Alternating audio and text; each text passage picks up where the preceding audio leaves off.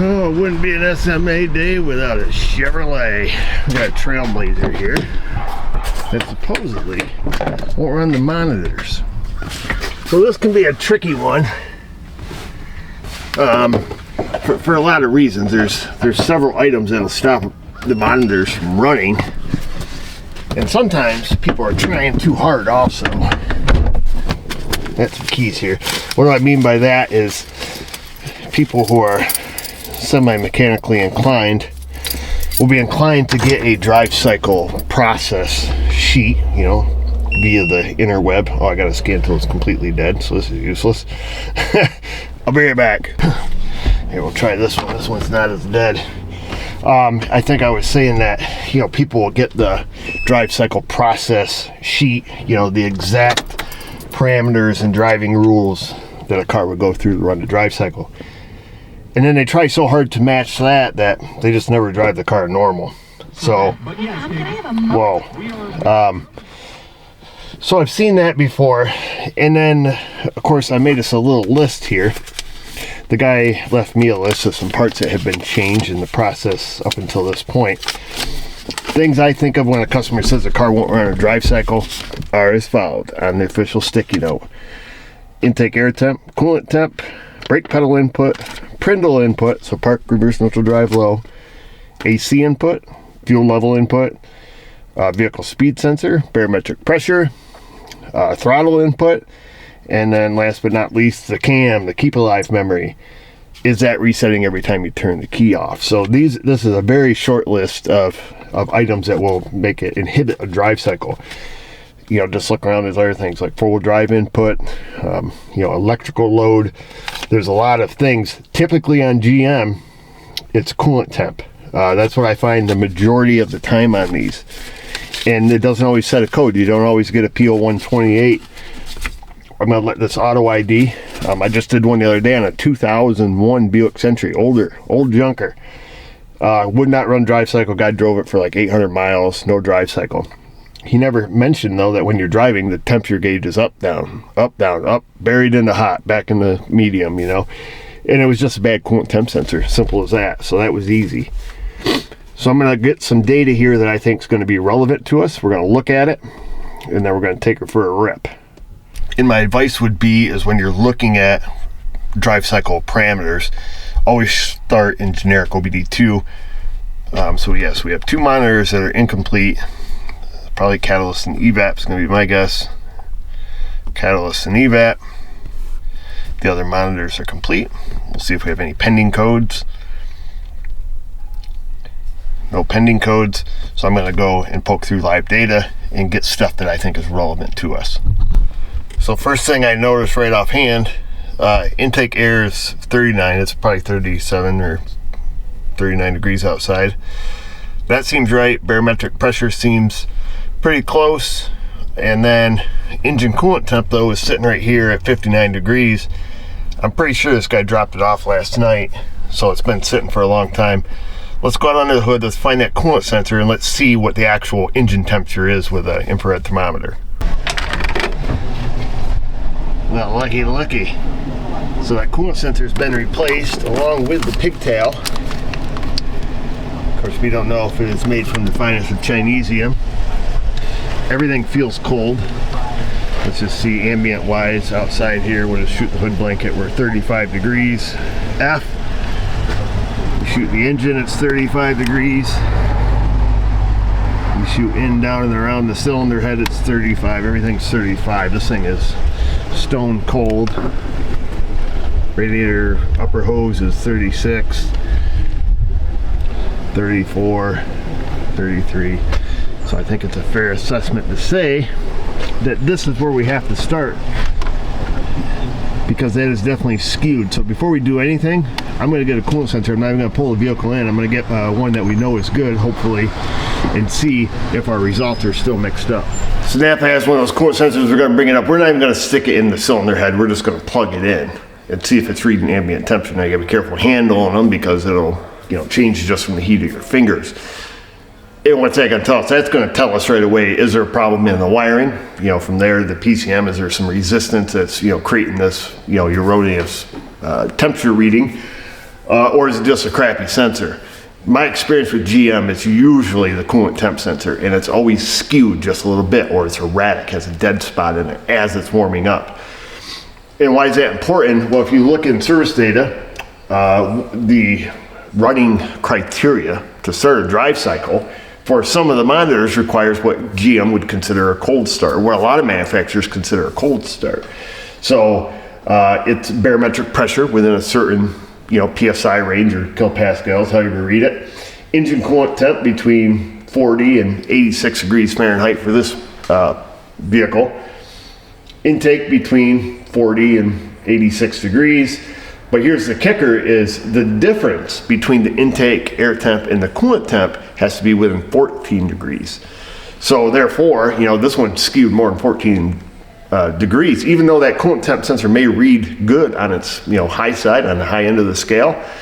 If it never hits that criteria, when it cools down, it had that 14 degree differential between intake air and coolant temp, it's never going to run parts of the drive cycle that require a cold start, which must be evap and catalyst, because that's usually what I see. That's what I just saw in that last Buick I did.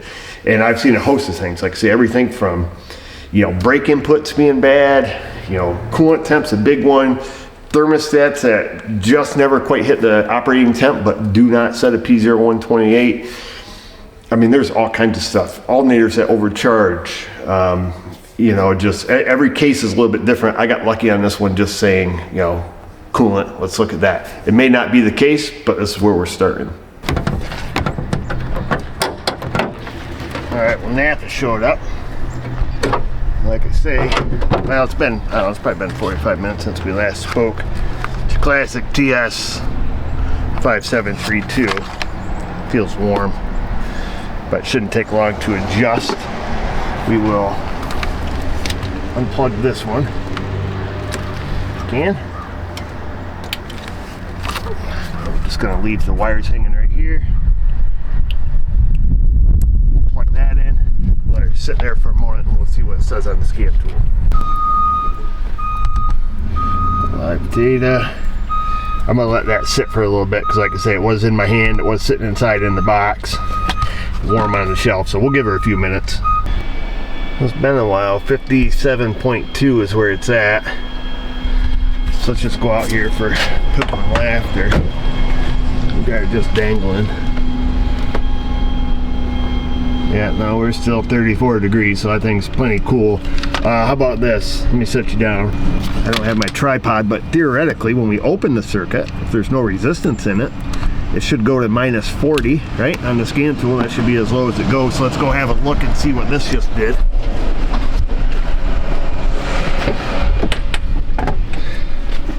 Yeah, we're not quite there, right? We're at minus 38, so there must be some added resistance in the circuit somewheres. All right, so it's kind of interesting. Well, at least we're armed with a little bit of knowledge. Whether it's the right path or the wrong path, we don't know yet. But we're gonna bring it in before it warms up too much here. Before we run out of parking spots here, man, tow trucks are dropping them off faster than we can fix them.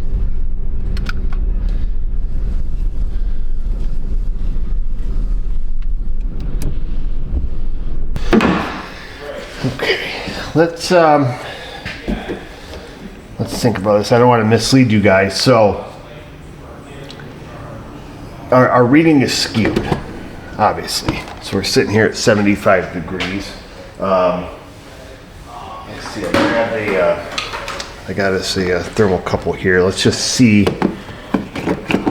So just sitting here in the shop, it says it's 63 degrees. Okay, let me just see what it is on the tip of that coolant sensor. So we have a kind of a baseline. That's what we're looking at here. It should be about the same. It's been sitting here for a little while. It says 62.8, 63, 62.4. So it's kind of bouncing around here, but somewhere between 62 and 63 degrees. And we look on scan data, and it says 75 degrees. I don't know if I can get this so you guys can see it better, but yeah, 75 degrees. So it's like 10 degrees off. and it's 20 degrees off from what it says ambient temperature is. So we have to think how this coolant sensor works. It receives a 5-volt signal, and then it has a ground, and it's essentially a resistor that changes. As temperature increases, so as temperature goes up, the resistance value goes down. It becomes more of a short, so to speak, until it's 0 ohms is 200 and whatever degrees, 284. Open circuit, high resistance, so the highest resistance you can have is open circuited, and that's on, I think, minus 40 or so on these vehicles. So that's how that sensor works. So what are we seeing? We're seeing an increase in temperature, so that means our resistance must be going down in that circuit. Our resistance is shorting together, so to speak, a few ohms of added resistance. So what does it do when we open circuit it, unplug it? It goes to minus 38.2. Okay. What's it do when we short it? Short a pair of pliers, it goes to 284. So from 284 to minus 38. That's its range. What is the open circuit of the intake air temp? Let me unplug it. We can get it unplugged here, get the lock out of it. So intake air temp unplugged, minus 38.2. So that must be open circuit. They both match. I thought it was minus 40, to be honest with you. So that's kind of bizarre. I thought these were minus 40. Okay, well, whatever. Something to think about. And this is reading about 10 degrees. Let me grab a voltmeter for us, folks. All right, let's just see what our open circuit voltage is here. We're going to hook this to battery negative. Oops. Looks like our battery's dying because on the scan tool it's 11.6, but that reading's always off. Yeah, so 11.4. Our battery's dead inside the vehicle, but we should still have a good reading here. Okay, so we're 5 volts random light, 5.00 actually. The ground side about 5 millivolts. So that's interesting. I thought that would have went a little bit high. Well, let me just go across the 2 terminals here and just see, using the sensor ground, if our 5 volt is pulled down a little bit. Not 5.00, 4.99. Boy, that is so interesting. The fact that we have 5 volts.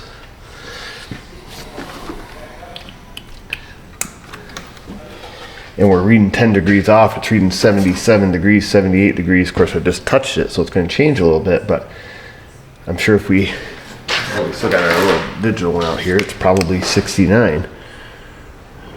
Let's see, wave it across here, make sure we hit her a couple times. Yeah, this is reading 59 degrees. That's saying it's 78. Our thermocouple says it's 62 in here. Yeah, 63. The fact of the matter is, it's skewed more than 10 degrees. But we have a steady 5 volts feeding it.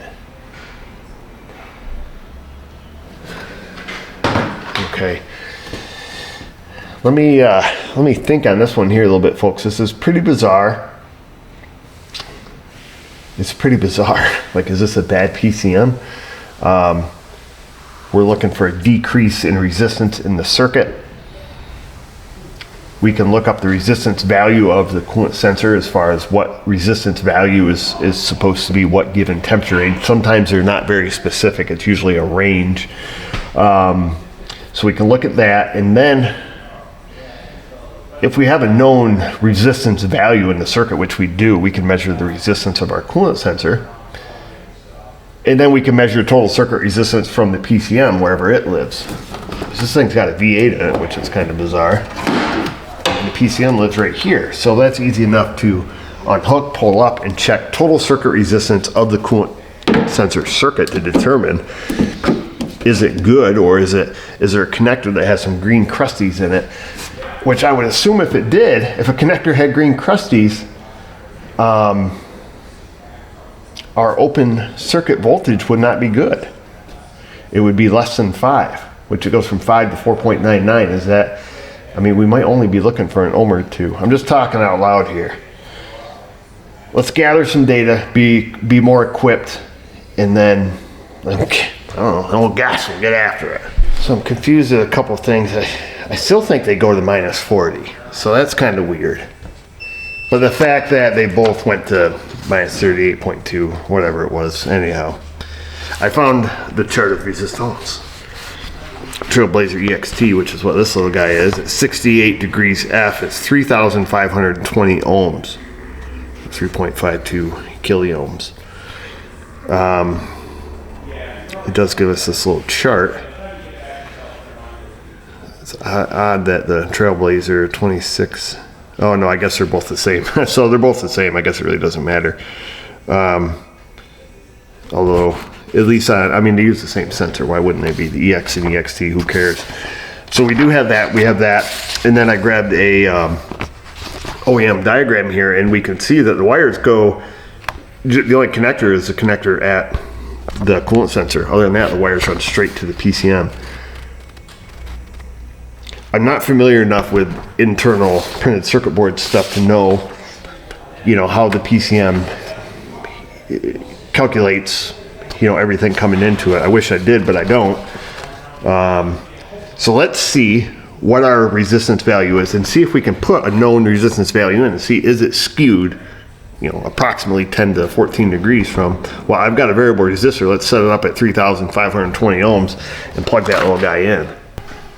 3.520 kiloohms, so 3,520 ohms, which is supposed to be, whatever it said there on our chart, 68 degrees F.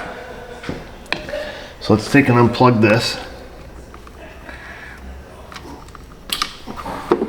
I've got a couple probes here. Probably grabbed the wrong side. No, I didn't. I grabbed the right side. First try. I can see, there we go. So we've got 3520 in there. Let's grab a scan tool. Turn this little guy back on. Look at that, 68 degrees F. Right on the freaking nose. Did we get a bad coolant temp sensor? Are you kidding me? Are you kidding me, Napa? 3520 is supposed to be 68 degrees. Well, what is the freaking odds of that? The one that's in the head, junk. This one appears to be junk. Let's put it at, let's go to 158 degrees. Well, we'll take it right up to 212, 177 ohms. Let me reset this thing to 177. We'll just check a couple ranges here. And I think we'll be in good shape for the shape we're in. Ain't that something? I wonder if that guy shops at Napa too. So let's keep cranking our resistance down. Oops. It's hard to get things on a low scale on this thing here. Let me just get them. Oh, we're really close. Well, no, thought we were. It gets kind of fiddly at the lower end of the range here.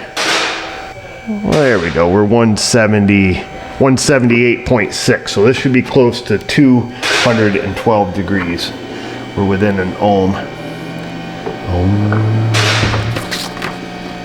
Well, 208. And I was looking for 212, but we're at a very finicky portion of it. I'm going to go up to a higher reading. We're going to go to 7,280 ohms because that's a little easier to fine tune. I'll get that tuned in and we'll see what that reads.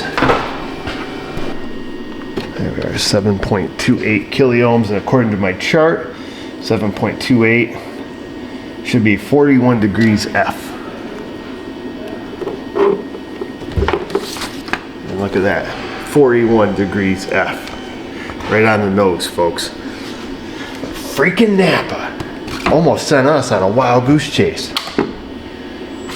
Wow, had me really scratching my head. I knew it was a possibility, but gosh, what are the odds of both of them being broke very, very similar?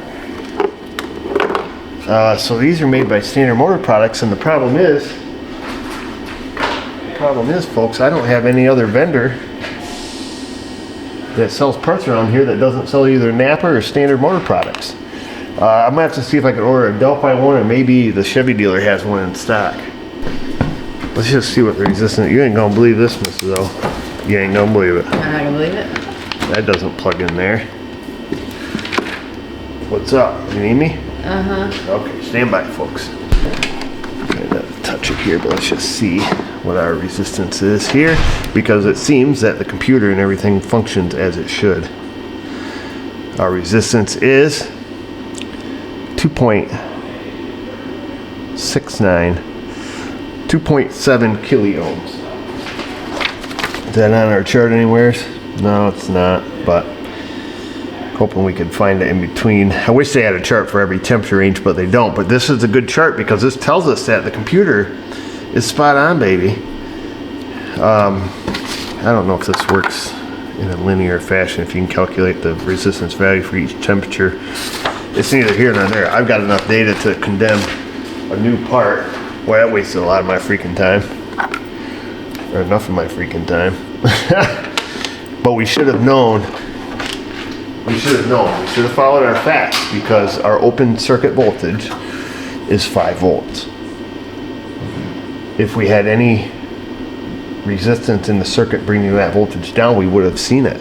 We should have known right then and there that our coolant sensor, albeit brand new, and albeit that one brand new, must be junk. Well, I guess that's it. Alright, folks, I know it's almost lunchtime now, so quite a bit of time has passed. Let's see here, we still have the key on. Continue to put the maintainer on. I gotta say, a Delphi sensor. The other Napa had one of these. I didn't see any sense of getting one from Fast Freddy's or from Advance, because they all carry, you know, Standard Motor Products. So, which I double checked with Napa, and that's what, you know, that's what Eklund is. So let's take this little fella, see if this value is any different. Chevy Garage did not have one. Let's plug that in and let her sit here in outer space. I think we're probably doing better already. Of course, the furnace has been running in the shop, but we can see our intake air at 71, and our coolant is sitting there at 68. Now, I guess we can grab our little temp gun there and see where we're really at. Let's see here. I can set this where you guys can see it or not, but maybe. I'm just gonna hold that here. We'll touch this here on the end. Try not to touch the sensor itself. It says we're at 64.4, so 64 and a half, and it says here 68, so we are a heck of a lot closer than we were. That's for sure. Let me just touch with my fingers, make sure it's responsive here. And it's gone up. It's up to 73. Just holding it with my hands. So it's at 75, just touching it with my fingers. I'm going to take my fingers off it and just see where we're at out here. 68.7, according to the scan tool, 73. It's going to be a little difference here from the inside to outside where the actual temperature probe is. But it looks like we're only about 4 degrees skewed from what we see here versus what that actually is. So that's good. We're definitely on the right track. Now I expect there to be some variance, but it's when our variance gets up in that 15, 18 degree range. That's no good, dude.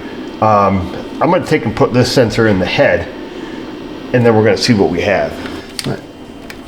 Open up this plug wire. Just reach down here a little better. I cracked it loose. It does have blue goo all over it. We're probably going to lose a little coolant here. Hopefully not much. The cap's on it. Yeah, we're losing a little bit. Let me get this one back in there before we lose too much. So I remember the Napa sensor had blue thread locker on it. This Delphi one has white. I don't know if there's going to be any identifying marks. Yeah, there is. It says 2207 on the side there. We'll compare it to the one we got from Napa, because maybe there's an issue with the calibration of the aftermarket there. I would have liked to have gotten an OEM one, but we're gonna see how this Delphi works out. For what it's worth, it's about twice the cost of the Eklund one. So we'll get this snugged up. It's just about lunchtime, so I'll let this thing sit out here with the furnace and stuff off and kind of let the temperatures all neutralize, and we'll see where we're at with ambient air temp. And because the ambient air temp would be a little higher under the hood because the furnace is just above us and it blows right down here under the hood, so it might have that kind of goofed up for the time being. So we'll snug that up, we'll get our socket back, we'll take and get it plugged in here, and then we'll see just kind of where we're at baseline. Must be somebody else was already perhaps in this, you know, on this path, and then maybe gave up because, you know, why else would it have a new sensor and a new connector? So I'm thinking that somebody else may have seen this, what we're onto, but just didn't know how to go all the way. Taking it all the way, folks. Let's see, I'm gonna move this camera so I can see. So that's reading 55.4 degrees inside that cylinder head right now. 71 on ambient air temp. Let's just shoot the cylinder head. So cylinder head, I'll just kind of get all around here, kind of get the average. So the max value has been 57.7 degrees, and it says it's 55.4. And as I move it around here, it's 56, 58, 59, depends on where I go, 52, 53, so that seems right. I'm happy with that, folks. Okay, lunch is over. That's kind of annoying. You guys are gonna have to deal with it for a minute. It must be the rear HVAC. Okay, engine coolant temp, intake air temp, show selected. You can see we now have it fixed, so to speak. So it's been sitting outside here for a while. They're within a couple of degrees of each other, and this is what we expect to see. Now, I'm gonna start the vehicle. I'll turn you guys off because that'll eventually quit clicking, I assume. I don't know where you turn. Hopefully it quits clicking. Alright, well that quit clicking finally. I've pulled up some data on the screen that I think is important to watch. I'm going to graph the coolant temp. I know it's kind of hard for you guys to see out here, so I don't know what you're going to see, but our loop status. I'm going to look at our fuel trims, engine RPM, vehicle speed sensor, intake air temp, you know, airflow rate from the mass airflow, and then we're going to look at the oxygen sensors and just kind of see how things are working as we take it on a test drive. Waiting for it to hit closed loop operation here, and then we'll go for a rep and see if this thing wants to run its catalyst monitor. Hopefully it will. So initially to take off, we're just driving it easy, you know, no full throttle accelerations. And on a GM, for it to run the catalyst monitor, it has to be driven for at least 10 minutes continually. And if I remember correctly, you can actually run this test in the shop. Hood open, foot on the brake, in park, I believe, and then you run the engine essentially for 10 minutes above 2,000 RPM, something like that. After 10 minutes, let off the throttle, keep your foot on the brake, put it in drive, and then what it does is a very similar test to what happens when we're driving down the road. It's going to force the system rich, and then it's going to force the system lean, and then it checks for oxygen storage capacity in the converter at that time. I believe that's how they run their test. Oh great, we better not get freaking pulled over here, because we got got no inspection on this thing, and that's 5.0 right there. Nope, he's got better stuff to do. That's good. So when you're driving, you drive them for 10 minutes, at least 10 minutes, get the engine fully warmed up, and then we accelerate, drive it for a steady 2 minutes, and then pull over and stay pulled over with our foot on the brake. And you should be able to watch it on scan data, force it rich, force it lean, and then it's going to compare oxygen storage capacity. But I think it also looks at the index switch ratio of the rear O2 sensor, I think. I'm not positive on that, but I'm pretty sure that's how GM works. But when they do the catalyst test, I think it's a little different. So we'll see. I'm going to drive it, we'll get it warmed up, and I'll check back in with you guys. And for what it's worth, I'm just looking at O2 sensor data. I'll tell you right now, this is going to throw a PO420 and a PO430. Because neither one of these catalytic converters are working at all, not even like a tiny bit. So something to think about. I guess if I was a betting man, I'm going to say we're going to throw catalytic converter codes now. So while I'm thinking about it, that can be the dilemma, or a dilemma can be with your customer. Is, you know, they take it to the dealer shop, which this guy has. He's got a ran out 10-day up here from another shop. They failed it because it didn't run the monitors. They don't know why. It comes to you, you fix it, so it runs the monitors. But now, you know, you got an engine light on, you got all these codes. So I try to be transparent with my customer to tell them, like, look, you know, I fixed your car, it should run the drive cycle now. However, because it can do that, the systems can test themselves, and you potentially could have, you know, an engine light on. So same thing that Buick, I think I told you guys about earlier, that I fixed the drive cycle on that. Of course, you know, it came back with the evap light on, you know, engine light on for evap problems and everything else. So, but that customer was pretty well aware of what I was explaining to him, and half expected his light to come on, and it did. So we fixed it, and away we went. Like I say, looking at data there, I would be flabbergasted if this doesn't have catalyst codes. Gosh dang it, it's another cop. Let's see if he pulls us over. He's on the brakes. He's on the brakes hard. Yeah, he's looking. Oh man, he's like just stopped. Maybe he's gonna whip around the roundabout and come get us that way. He pulled right over, but let's see, I'm pretty sure this is expired. Expires 1/19. Yeah, we're expired by like months. Alright, so we've been driving a little longer than 10 minutes here. I'm gonna pull over here. We're gonna wait just a second. Then I'm gonna accelerate, you know, half throttle, quarter half throttle. We're gonna drive steady for at least 2 minutes, and I'm gonna pull over to the side of the road and let it sit there. And then I'm going to watch on scan data to see if we can watch it run the catalyst monitor. Hopefully we get to see that. No promises, but hopefully. So if you're driving your Chevy along and you're watching this yourself, these are the data PIDs you're going to want to watch. It's the all four of the O2 sensors, and then your air-fuel ratio PID. Because like I said, you'll watch the PCM change that air-fuel ratio when we pull over and we're idling in gear, if all the other parameters are right. It's sometimes, but not always, the case, but hopefully it works for us this time. We've met all the other criteria. Alright, so we're going to pull over, and then we're going to watch our scan data here. So just pull over, make sure you keep the car in gear, idling. Just keep your foot on the brake too. We'll see if we've met the criteria. Hopefully it'll do it. Usually it does it within, you know, 30 seconds of pulling over or so. Yep, so it just forces it there. You can see it in O2 sensor data. Now we're back to 14:1 air-fuel ratio. So it happens that quick, and that's when it passes judgment on the converter. Okay, so now what we can do, we probably got to do it a few times. I think you got to do it 2 or 3 times. We'll see if it has any pending codes. Yep, so we've got a fault code already. We probably have a pending 420.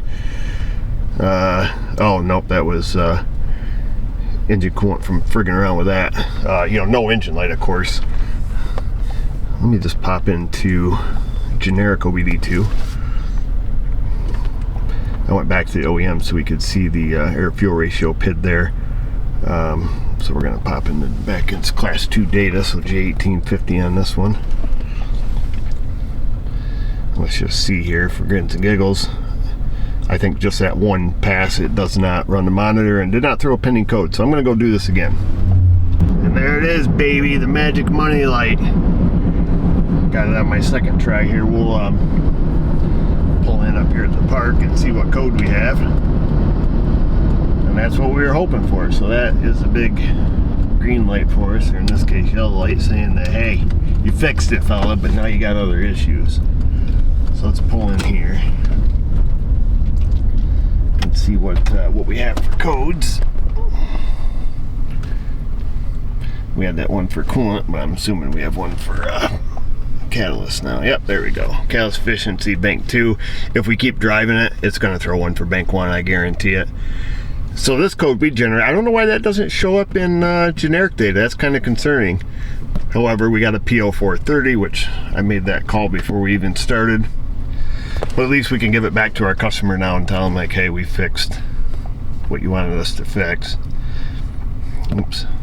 Pop back in here.